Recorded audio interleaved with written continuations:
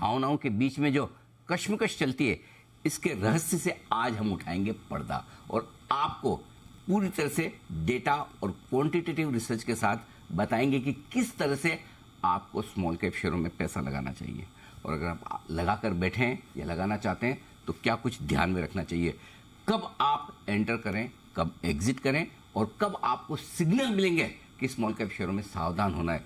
अगर बड़ा पैसा बनाना है तो फिर क्या तरीका होना चाहिए। और इसी पर हमारी जो खास सीरीज है big trend with S, Atul Suri साहब देश के जाने माने एक्सपर्ट हमारे साथ हैं और हर महीने आपके लिए बहुत ही बेहतरीन रिसर्च लेकर आते हैं। और इस बार अतुल सर हमारे लिए रिसर्च लाए कि स्मॉल कैप शेयरों को किस तरह से अप्रोच किया जाए। अतुल सर बहुत बहुत स्वागत है आपका, धन्यवाद एक बार फिर से, आपने बहुत बेहतरीन रिसर्च। सर मैं जब ये वाला टॉपिक आपने दिया मुझे, इस बार मैं थोड़ा कंफ्यूज हो गया। हाँ, मैंने कहा अतुल सर तो स्मॉल कैप शेयरों पर बड़े बुलिश हैं, लेकिन आज आपने खास तौर से रिसर्च इस बात की कि किस तरह से तेजी के मार्केट के बाद अगर स्मॉल कैप शेयर नीचे आए तो सावधान होना चाहिए या क्या हो सकता है। पहले तो ये रिसर्च का प्रीमाइस आपने सोचा ही ऐसा क्यों कि ये रिसर्च भी करनी चाहिए। मैं गया था अहमदाबाद जी। अहमदाबाद ऐसी सिटी है जहां पे इक्विटी कल्ट बहुत बड़ा है, गजब का है। तो जिस बड़े इन्वेस्टर से मैं मिलता था, ये बहुत हाई नेटवर्थ वाले हैं, लेकिन सब अपना एक पोर्टफोलियो लेके बैठे हुए हैं। और उनका जब मैं पोर्टफोलियो देखता था वो स्मॉल कैप और माइक्रो कैप से भरा हुआ था। तो मैं देख रहा था कि यार ये ट्रेंड है, किसी को लार्ज कैप चाहिए ही नहीं। म्यूचुअल फंड हो लार्ज कैप लोग फेंक के स्मॉल कैप में डाल रहे हैं, पीएमएस स्मॉल कैप में डाल रहे हैं और सबके पोर्टफोलियो स्मॉल कैप से भरे हुए हैं। तो जब मैं उनको थोड़ा एनालिसिस करता था, मैं देखता था भाई मजा तो आ रहा है, पैसा तो बन रहा है, there is no doubt about it, but जब करेक्शन आएगा क्या ये आदमी इसको झेल पाएगा कि नहीं। और मुझे नहीं लगता है कि लोगों को इतनी समझ है कि करेक्शन जब आती है कितनी आती है। तो इसलिए मैंने सोचा कि आज का एपिसोड इस पे करें। हम ऐसा नहीं कह रहे कि स्मॉल कैप में बबल है, रिटर्न नहीं है, मुझे अभी भी बुलिशनेस है, बट क्वेश्चन क्या है कि are you the right fit, मतलब कि आपकी जो रिस्क टॉलरेंस है क्या वो राइट फिट है कि नहीं। और मुझे ये डर है कि अनिल के बहुत लोगों का जो कहते हैं ना, बुल मार्केट में मुझे चाहिए स्मॉल कैप रिटर्न, बट मंदी में मुझे चाहिए फिक्स डिपॉजिट रिटर्न। बात सही ऐसा है। नहीं होता। बिल्कुल। तो अगर आप स्मॉल कैप खेल रहे हो, हम यही दिखाना चाहते हैं कि जब ड्रॉडाउन होते हैं कैसा होता है। तो क्वेश्चन इज कि आप उसे झेल पाओगे नहीं, बस यही एक क्वेश्चन। ये आपने बहुत सही बात की। एक्चुअली न सिर्फ स्मॉल कैप में बल्कि स्टॉक मार्केट में सारे इन्वेस्टर्स की एक ही ख्वाहिश है कि सेफ्टी एफडी की मिले और कमाई स्मॉल कैप शेयरों वाली है। बिल्कुल, बस तो फिर मजा ही आ जाए। ऐसा नहीं होता। ऐसा होता नहीं है। लेकिन शुरुआत करता हूं मैं इस पर विस्तार से बात करें उससे पहले कि लोग हर वक्त ये पूछते हैं, इस वक्त सबसे बड़ा सवाल यही है, चूंकि mid cap small cap large cap को लेकर बड़ी चर्चाएं चल रही है, किस तरह के मार्केट कैप वाली कैटेगरी में निवेश करें। मैं यहां से शुरू करता हूं, बताएं। There is no perfect answer. Okay, perfect answer यहां पे नहीं है, परफेक्ट आंसर यहां पे है। अच्छा, it is your ability to take risk, digest कितना कर सकते हैं। बिल्कुल, बिकॉज देखिए रिटर्न्स तो सब समय वेलकम है, सब हाईएस्ट रिटर्न चाहते हैं, आप भी, मैं भी, आप भी चाहते हैं। अरे आप बिलीव नहीं करेंगे, आप जैसे आप अहमदाबाद गए, मैं कहीं जगह जाके कौन सर एक बेस्ट म्यूचुअल फंड बता दो। हाँ, अगर आप या तो एक बेस्ट स्टॉक बता दो। अरे भाई एक सबके लिए कैसे एक, अगर एक ही बेस्ट होता तो फिर इतने फंड की जरूरत क्या है। सर कैसे आप कैसे हैंडल करते हैं, ये जवाब आते हैं। तो उस हिसाब से क्या है, पहले अब तो आंसर देना बंद कर दिया है। बहुत सालों से सीख गए, विजडम है कि उसको आंसर ही नहीं देते, because it's always a trap.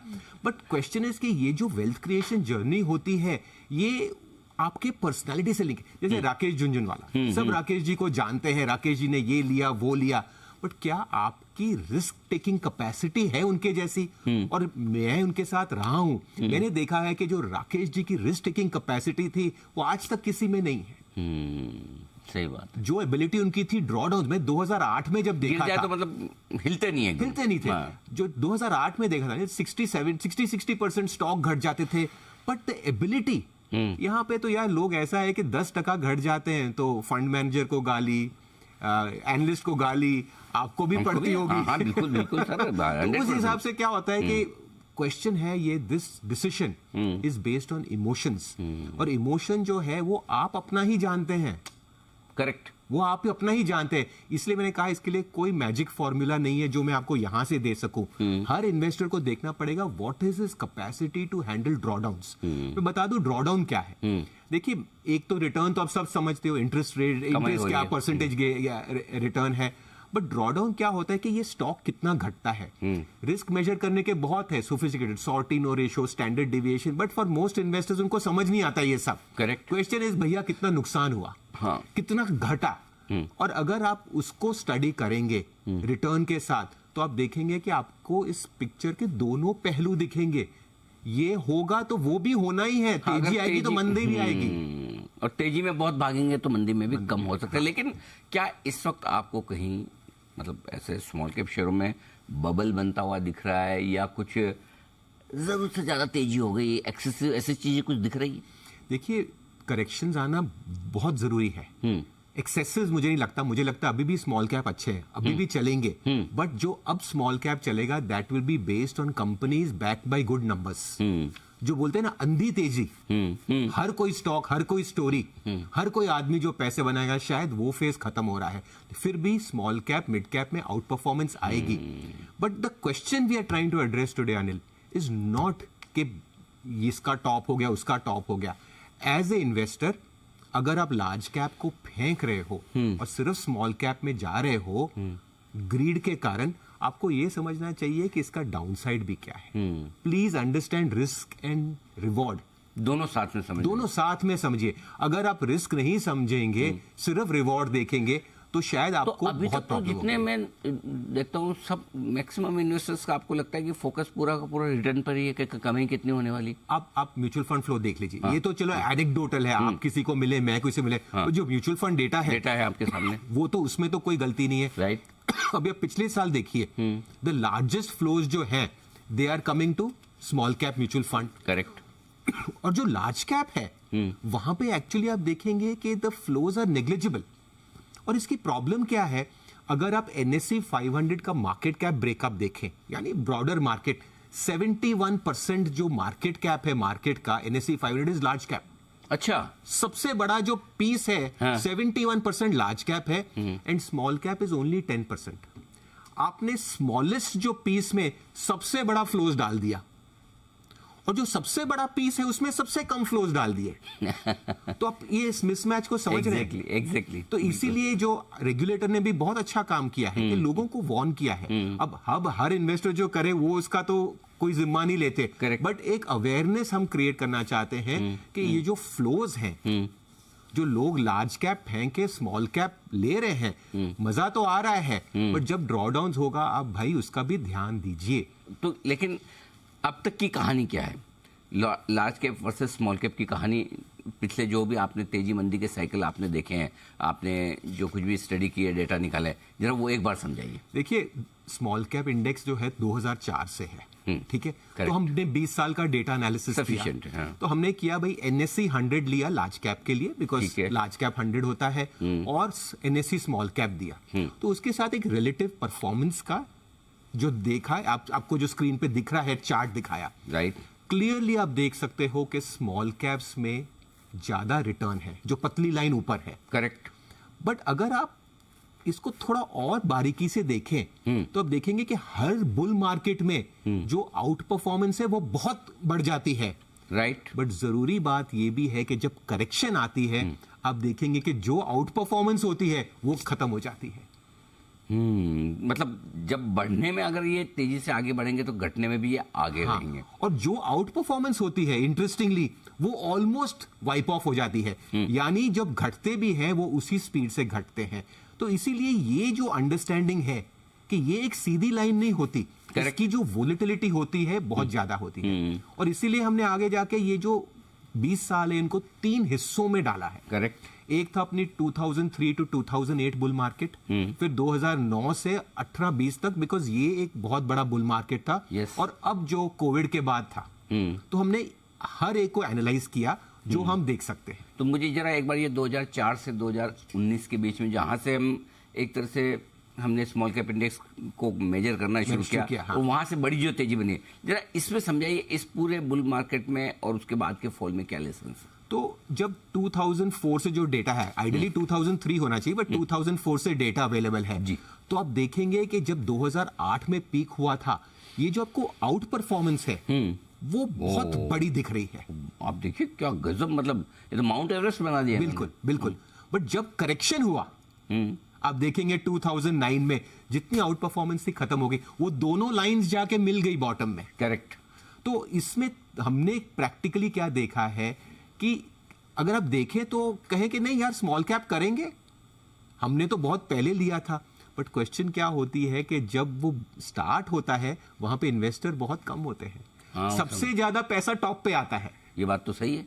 अरे आप देखिए ना, सबसे ज्यादा बाय कॉल उसी वक्त आएंगे, चाहे फंडामेंटल हो चाहे टेक्निकल हो।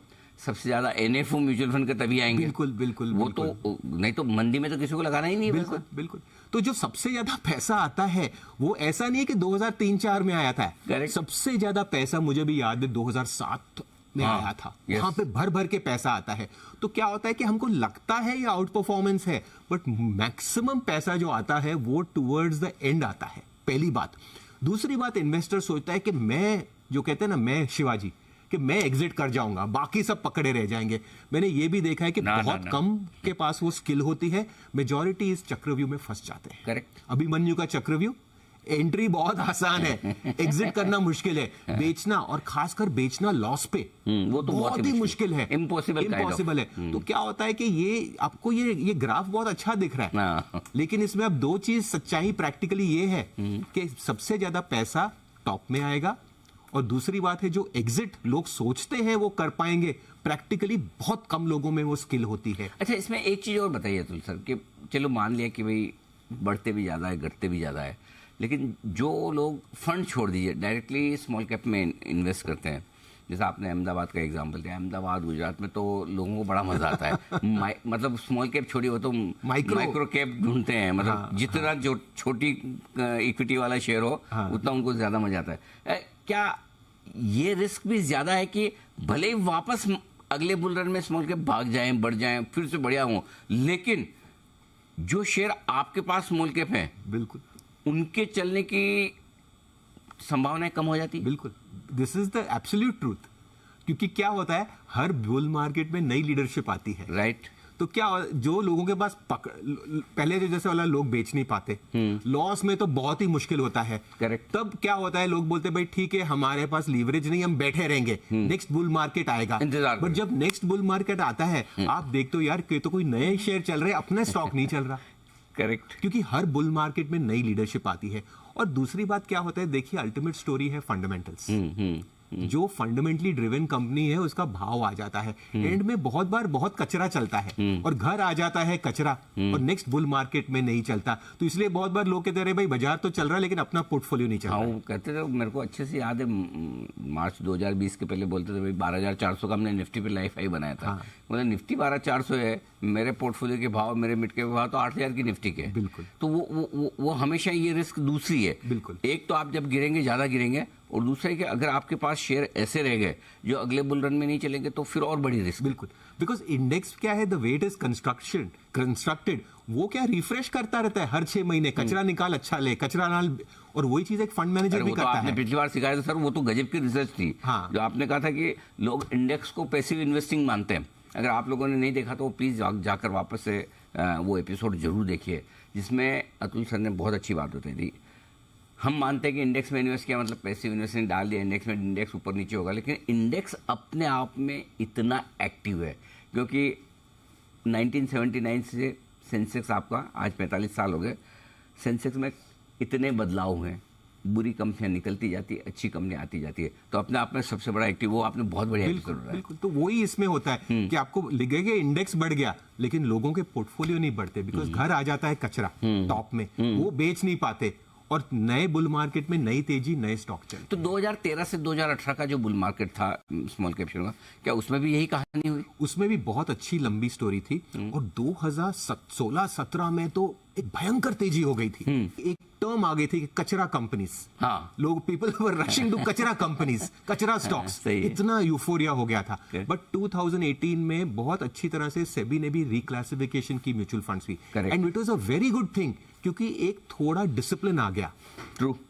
और जब 2018 में घटा स्मॉल कैप और उसके बाद बैक टू बैक 2020 में जब कोविड हुआ, आप उसमें भी वही स्टोरी देखोगे कि ये जो आउट परफॉर्मेंस थी वो सब वापस मार्केट ने दे दिया। तो ये हर बुल मार्केट में फेज होता है, इट आउट परफॉर्म्स, और जब बेयर मार्केट आता है पूरी आउट परफॉर्मेंस चली जाती है। सो एज ए इन्वेस्टर दो चीजें हैं, क्या आप इतना ड्रॉडाउन सह पाएंगे या आप में उतनी स्किल है कि आप कहीं पे एग्जिट कर पाएंगे। मैंने देखा है एग्जिट करने वाले कम होते हैं, ज्यादा साइकिल का प्ले है, और अगर आपने पूरा साइकिल खेलना है तो आपको ये देखना चाहिए कि कैन यू विथस्टैंड द ड्रॉडाउन्स।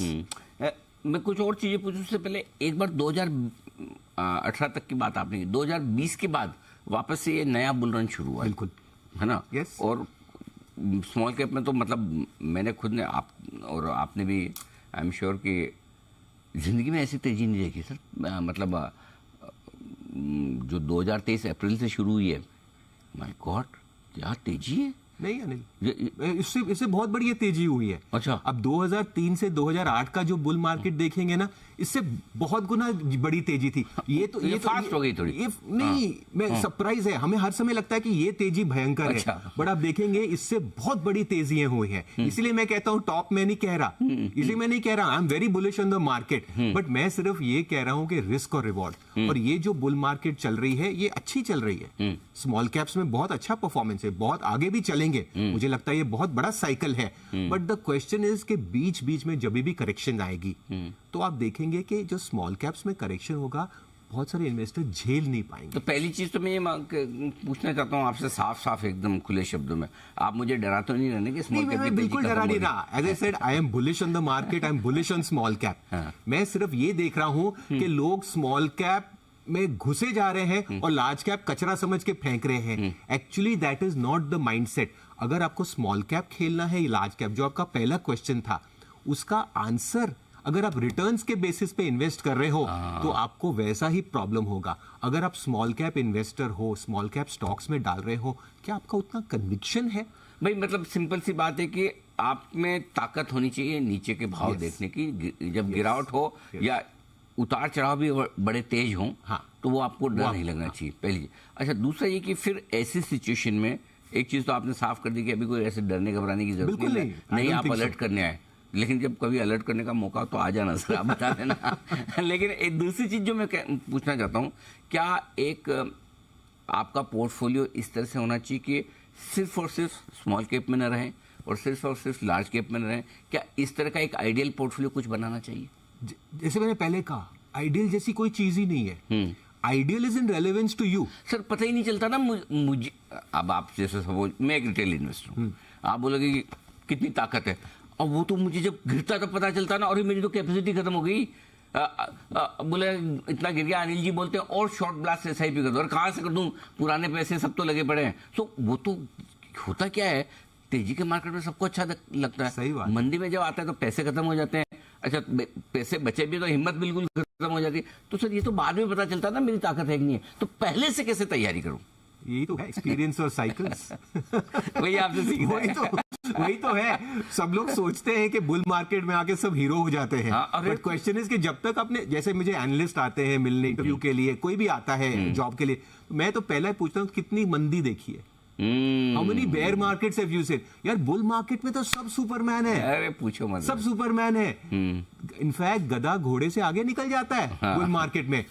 प्रश्न ये है कि आपने कितनी मंदी देखी है। तो इस हिसाब से मैं यही कहना चाहता हूं, मैं मंदी की बात अभी की नहीं कर रहा हूं, मैं बोल रहा हूं कि भैया आप रिस्क रिवॉर्ड देखिए, आप अपनी कैपेसिटी, आपने बोरो किया, लीवरेज किया, तो भैया आप 70% ड्रॉ डाउन करते, मतलब यू आर वाइप्ड आउट। सीधी बात है।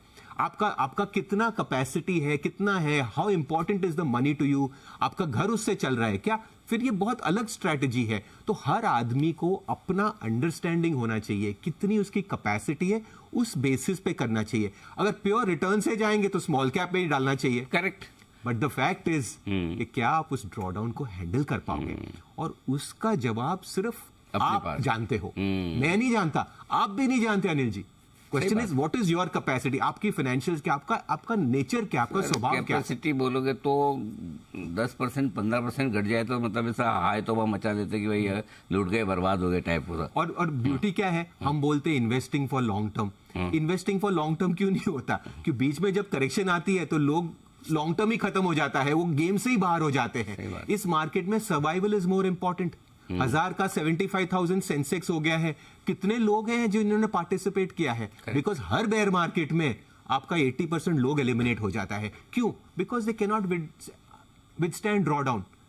तो इस हिसाब से ड्रॉ डाउन को कम रखना भी बहुत जरूरी है लंबी गेम खेलने के लिए। करेक्ट, बिल्कुल ठीक। क्रिकेट में जैसे है, हर बॉल पे छक्का मारेंगे तो विकेट भी जाएगी। हाँ, तो कभी न कभी फिर एक शॉट जरा सा मिस किया।